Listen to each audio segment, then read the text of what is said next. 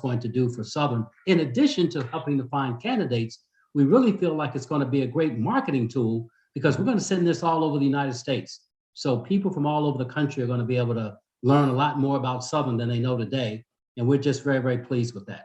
The proposed advertising plan that is before Dr. you. McDavid, before we get into Yes. that, I do want to add one comment about the leadership profile. When you engage with all the different constituent groups and stakeholder groups that we engage with and come away with a fairly comprehensive, well-integrated view of what you need to do, that says a lot. That speaks volumes about the institution, its current positioning, and its path forward. So there were no wild contradictions in here. It was all pretty much aimed at the same things. All your constituent groups are basically after the same things, and that's a real plus. Yeah, I couldn't say it better. Thank you so much for that, Dr. Brown. That's great. This advertising plan is very straightforward. You see in the yellow, we have lifted up two that we feel particularly good about. One is the Chronicle of Higher Ed. The other is Inside Higher Ed. The fees are to the right. Underneath that, we have the Journal of Blacks in Higher Ed, Women in Higher Ed, Diverse Combo, Diverse Jobs, and Hispanic Outlook, and LinkedIn. So we put together this array of various areas where we'd like to put our ad. We're simply asking you to approve this. We will work with staff to get the best cost that we can. We do have some folks that we work with on a continuing basis that try to help us get the best price that we can get for the ads. But we will try to stay within the budget of $3,000 to $7,000 that we've put there for these ads, but we bring it to you because we need for you to say this looks like the right types of places to put the ad. And so we present it, Mr. Chair, so that we can get the blessing of the search committee to continue moving forward and working with the Southern University staff to get these ads placed. As Dr. Brown said at the outset, on November the 10th, we'd like to sort of post the ads and send out the leadership profile all over the country. Thank you, Dr. Davis. Any questions, committee members? One quick question, Dr. Davis. We, and I realize, are we going to be totally dependent upon these ads to source candidates, or are we going to, in addition to this, go after candidates that we know that are pretty good that will not probably apply? Mr. Matthews, Yeah, that's I believe that's question. the next agenda item, right, Dr. Davis? Yes, it is our sourcing plan. But let Sourcing me yes. Yeah, let me say at the outset that this will be simply the kind of standard distribution of ads, but we're going to do a whole lot more to generate a pool of candidates for you, and that's what Dr. Boyd's going to spend some time talking to you about, and we're going to have a good discussion about that. So my short answer is no. This is not the only avenue that we plan to pursue to generate good candidates. In addition to what we might call the high-tech means here, we have a lot of other means that we're going to talk about in the sourcing plan to generate great candidates. At the end of the day, Dr. Boyd and Dr. Brown and I are going to spend an awful lot of time on telephone talking to people, because we have found in the past that we get some of our best candidates, not so much by the ads that are placed, but rather by the telephone conversations we have with really, really top-notch people, convincing them that this is an opportunity that they ought to pursue. So as I indicated, Dr. Boyd's going to say more about that, but this is just the ad portion of our plan. Okay. So if I may just add a friendly amendment to the agenda, that Sure. This is in effect our print and social media ad plan, correct? Yes, sir. That's correct. All right. So we'll entertain that way. Okay, Mr. Chair, I'm sorry. Yeah. Okay. Yeah. All right. Any additional questions? All right. I will entertain a motion to approve our print and social media ad plan. I'll move to approve. This is Tim. Okay. Second, this is Laquita. All right. It's been moved by Tim Barfield and seconded by Laquita Thomas to approve the print and social media ad plan for the president's search. All those in favor? Aye. All those opposed? Motion carries. Thank you, Dr. Davis. All right. So I'm going to turn now to Dr. Boyd to talk a little bit more in depth about our sourcing and recruitment plan. Thank you so much. That was a perfect segue. The question was a perfect segue to what happens as a part of the sourcing. As Rod said, once the print and social media ads go out, it is the formal announcement of the opening and all of the requirements that are necessary to be considered as a potential candidate. But what we will also start doing, we will send e-blasts to those who are part of our network.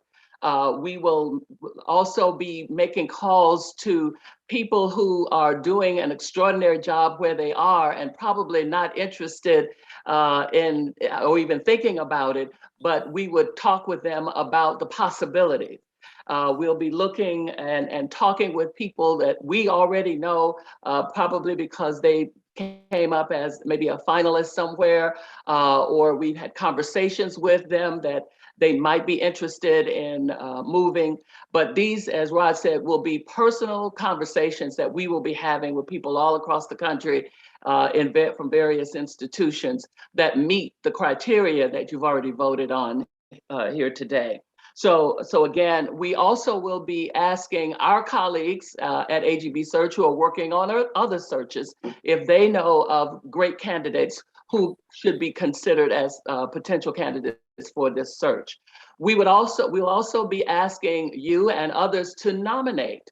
If you know of someone who should be considered or who meets all of the qualifications and should apply for the position, but you don't want to call them, we can certainly call and have a conversation with them and find out whether or not they're interested in the position, whether they're interested in moving or anything, all the things that would be necessary to think about applying for the position.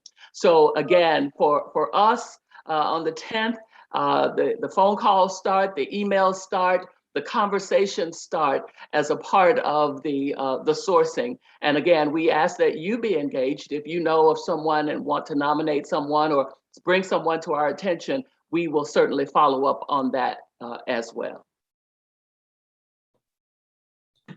You also, as committee members, have the right to take that leadership profile once it is published and send it to anyone you want to send it to as well. Any questions? Yes, Dr. Boyd, this is Laquita. Just a quick question around the nomination process. So in the event that there are candidates that we would like to share, we don't want to call them necessarily ourselves. How do you prefer to get that information, or how do we share that? Just send me an email. That's Email. all. Okay. Yes. Okay. Perfect. Thank you. You're welcome.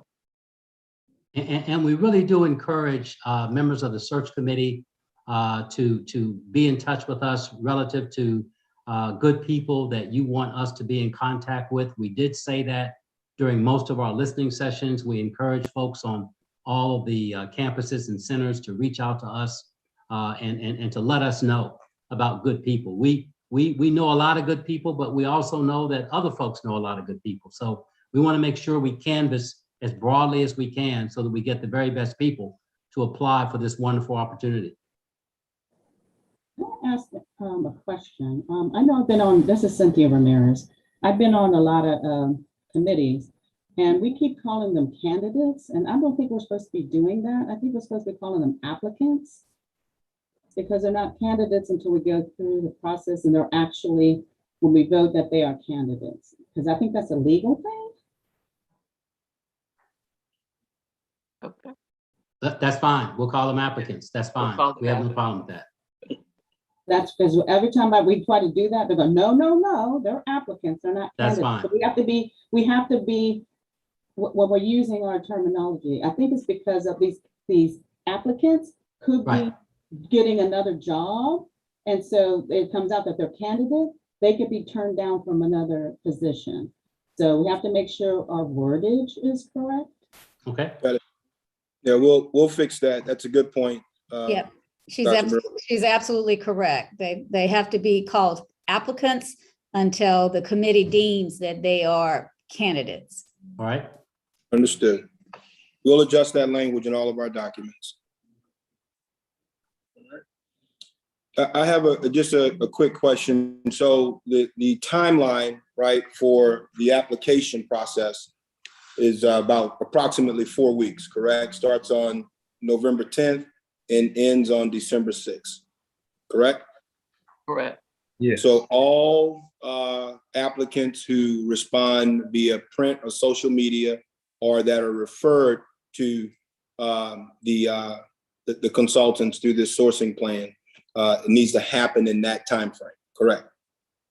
Correct. Correct. All right. Got it.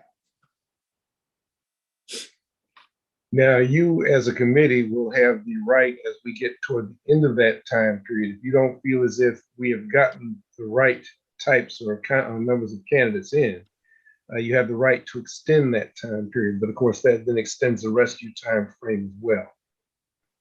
We think that the prestige of Southern and the visibility of this position is going to attract the right candidates fairly quickly. Applicants. And Dr. Brown, we will review those candidates in meeting number 3, which is our next meeting, right? Which is scheduled for December 8th. That's correct. Okay. And we will receive, it's only a 48-hour window from when the last applicant, right, submits their application, right? And then when we have our meeting. So will we receive those applications at one time and have 48 hours to review them? Or No. will we receive those through as they come in?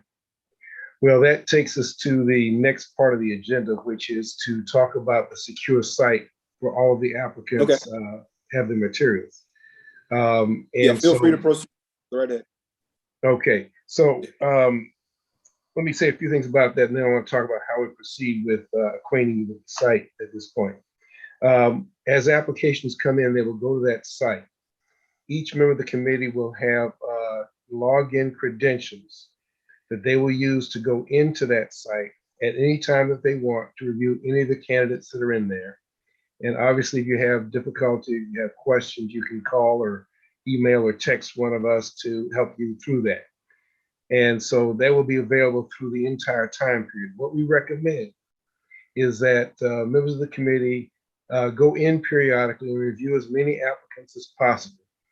The only problem comes in is if you wait until the very end, the volume of material to review is just too large to do a good job with. So we want you to kind of go in periodically during that time period, probably once a week at least, to review the applicants that are there and begin to make your assessments about who you're interested in and who you're not interested in. That facilitates the end process to the point where in that 48 hours, you already know all your applicants and you've got some sense of who you want to advance and who you don't. So now for this next part. I'm sorry, wasn't there I thought there was going to be, when we get the applications, there was going to be people to look to make sure so that it doesn't make our process longer? Is that going to be a filtered system by the time we go see the applications? What we will do is once the applications reach a certain volume, we'll begin to separate them into 3 categories based on how much they appear to meet your qualifications, 1, 2, and 3. And we will do that to enable you to limit the amount of effort that you have to put in reviewing those applicants. So some of you will probably only review the number 1 category. Some will review 1 and 2, but they'll all be there for you to see if that's what you want to do. We're going to separate those out and filter them for you as best we can into 3 categories. Hold on, just so you guys are going to say which is number 1, 2, and 3? Or they're just categorized? Well, we're going to categorize them based on the extent to which they appear to meet your criteria. That is, so see, there are going to be some applicants that will come in that won't be useful at all to you. We're going to put those in category 3. Now, you'll be free to review those if you wish. We're going to put them there so you'll know where they stand. but it's all going to be based on your criteria. And Dr. Brown, when you refer to your criteria, you're referring to the profile that we have Exactly. approved today. Exactly. The leadership profile. Maybe an example is, as we have seen, we're asking people to apply for the position of President Chancellor. There will be people who are associate professors on a campus who will apply just because they can.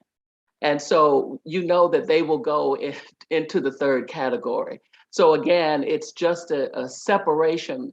We do not pre-screen or tell you what to do. All the applications are available to you, but for people who obviously do not meet the qualifications that you voted on today, we will help you acknowledge where they are on the scale. I have a question. When will the portal be available to committee members? What day roughly? It will be available as soon as the search is launched on the 10th. Now, what we have done in preparation is we have set up the site already, and in order to acquaint you with how the site works, we have put some mock applications in there to help you walk through that. And so, Mr. Chairman, what would probably make sense now is to go into executive session because it involves the secured passwords and that sort of thing. And if Tracy would then give me host duties, I can show you how to go into the site and make sure that you are acquainted with how that works. And I think each of you has received the password and credentials already. Is that correct? Yes, I have them. Okay, so all I want to do today, Tracy, if you are going to let me use my screen, is kind of show you how the I'll thing works. entertain a motion to go into executive session. It requires 2/3 of the vote, just for the record. So moved. So Second. moved. All right, moved by LaQuita Thomas, seconded by Sandra Brown. All those in favor? Aye. Aye. All those opposed? All right, motion carries. We're going into executive session. Tracy, can you suspend the public view via YouTube and kind of let me know when that's done? Fourth, are you on here? Pardon? I was calling Court, I'm Yeah, sorry. trying to locate our IT professional. Okay, the IT professional, I'm not the IT girl. I was. I can do some things, but this right here is not my area. Court, If Clark is on, it may be easier just to move us to a breakout room. that's what I think he's going to do. Court, what do you just want? have to make me a host, and I'll. Okay, that's what I'm doing right now. Thank you, Clark. Thank you, thank you. Could I ask a question before we go into that? Certainly. The position is President Chancellor, and in the documentation, it doesn't say what the Chancellor, what is the responsibility of the Chancellor? It always says it's over the system and you got these 5 campuses. Am I missing that part where the applicant, what is the Chancellor, what is the requirement for the Chancellor? What are the jobs going to be? I don't see it unless I'm missing something.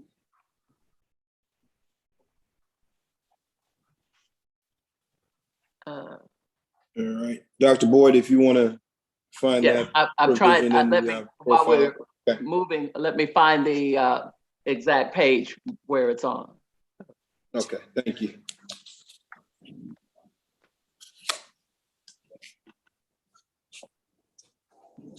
And while we're waiting on that, I'm sorry, I didn't receive the credentials for the shared file or the portal that we're going to be using. Can Tracy? someone please send that out, please? Did we distribute We'll- those? We'll resend So it. you didn't give those to me. Okay, yeah, those are sent by our research associate to the co-chairs. Yeah. Tim and I received them, and if you can send them to Tracy so she can send them out to the rest of the committee. All right, yeah, we'll do that as soon as the meeting is over. Okay, thanks. Thanks a lot, guys. Clark, are we ready? Give me 1 second. Okay.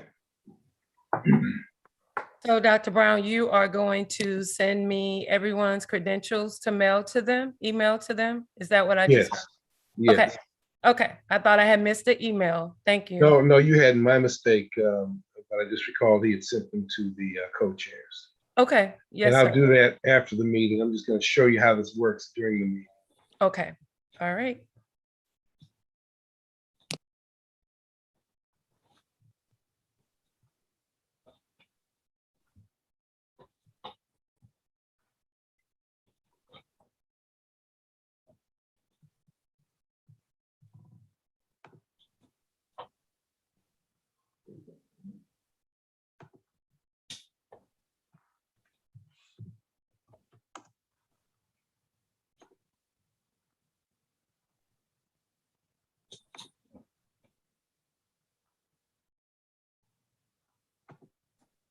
As soon as he's done, Dr. Brown, I'll make you the host. Back. Okay.